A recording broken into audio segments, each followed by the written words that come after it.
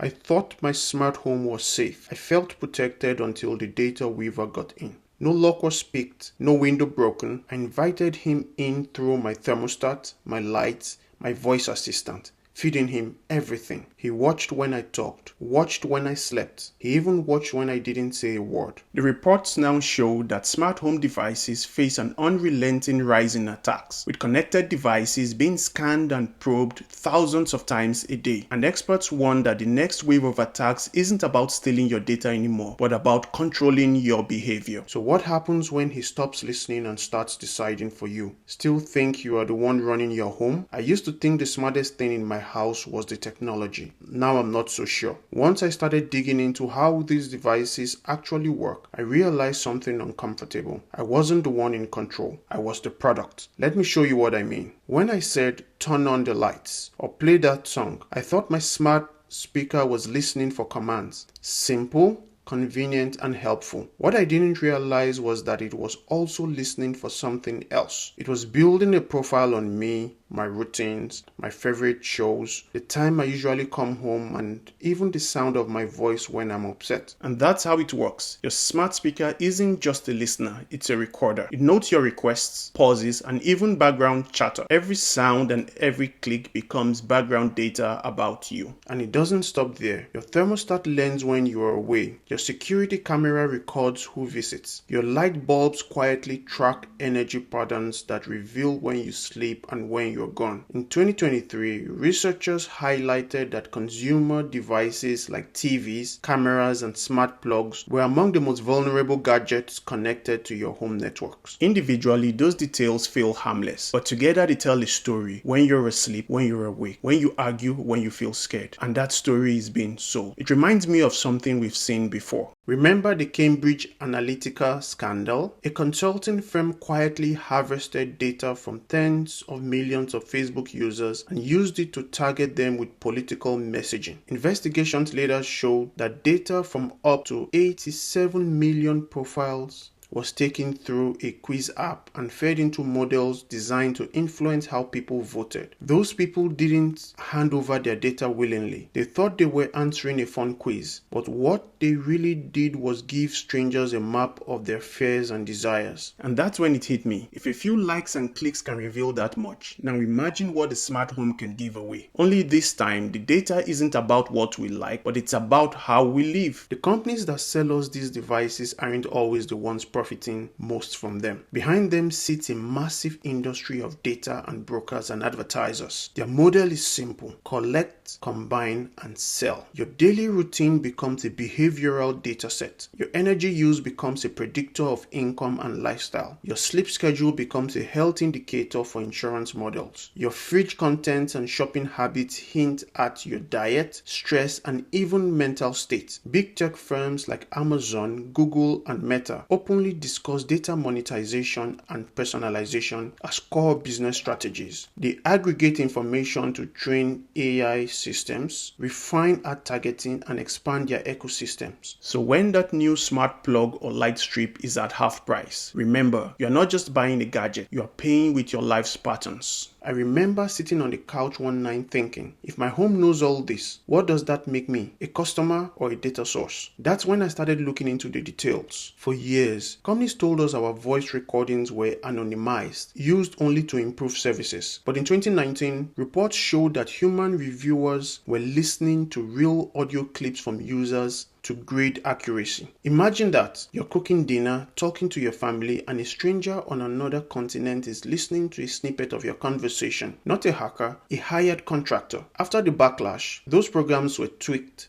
Some became opt-in, but the pattern stayed the same. Collect first, then explain later. By 2025, Amazon adjusted privacy features on certain Echo devices, removing local-only options as new AI systems required cloud processing. It was the same logic. More data means smarter algorithms, and smarter algorithms mean profit. That's when I realized the data weaver wasn't working alone. He had accomplices. Hackers love the same convenience we do. In 2016, a malware train called Mirai hijacked millions of devices, from security cameras to routers, and used them in one of the biggest cyber attacks ever recorded. It didn't need passwords. Many devices shipped with the same default credentials. Years later, the same weaknesses remain: cheap gadgets, weak encryption, cloud dashboards with no updates. One small crack and someone can see everything. Regulators are finally paying attention. In 2023, the Federal Trade Commission charged Ring for poor privacy controls, finding that employees and hackers could access users' private camera feeds. A year later, Wyze confirmed a glitch that let around 13,000 members briefly view other people's camera thumbnails. And those are just the cases we know about. Analysts now estimate hundreds of thousands of IoT attacks every day. Nearly half of all connections between IoT and IT networks come from high-risk devices with poor protection. Here's what that means in real life. Imagine you install a smart lock to keep your family safe. A criminal buys a list of stolen passwords, tries yours, and unlocks your front door from another country. Or a baby camera that's never updated. Someone finds it online, guesses the default password, and starts watching. That's not fiction. It's happened to real families. Every new gadget is another door, and the question is, who's walking through it? This is the part that keeps me awake, because every surveillance is one thing, prediction is another. The same predictive models that Cambridge Analytica used to nudge voters are now being applied inside our homes. Your fridge learns when you snack late. Your speaker notices when your voice trembles with stress. Your TV tracks which shows calm you down and which ones keep you awake. Researchers are already developing systems that can infer mood, health conditions, and stress levels from voice tone, sleep patterns, and device activity. That means ads, offers, and even prices can change based on your emotional state. Amazon, for instance, collects behavioral data across its devices and uses it to personalize what you see and when you see it. When this logic moves into our living rooms and bedrooms, personalization turns into manipulation, because the more the algorithms know, the easier it becomes to steer us. This isn't about hiding, but who has control. Once a system knows you better than you know yourself, it doesn't need to ask permission, it just nudges you. So what can we do? Breaking the Wi-Fi router in half isn't the answer. Awareness is. First, separate your networks. Put your smart devices on a guest Wi-Fi so they can't reach your personal computer or phone. If one gadget gets hacked, it won't affect the rest. Security researchers call this segmentation, and it's one of the most effective ways to contain threats. Second, check your privacy settings. Delete old recordings. Opt out of human review programs. Mozilla and other privacy groups have guides showing exactly how to do this on major platforms. Third,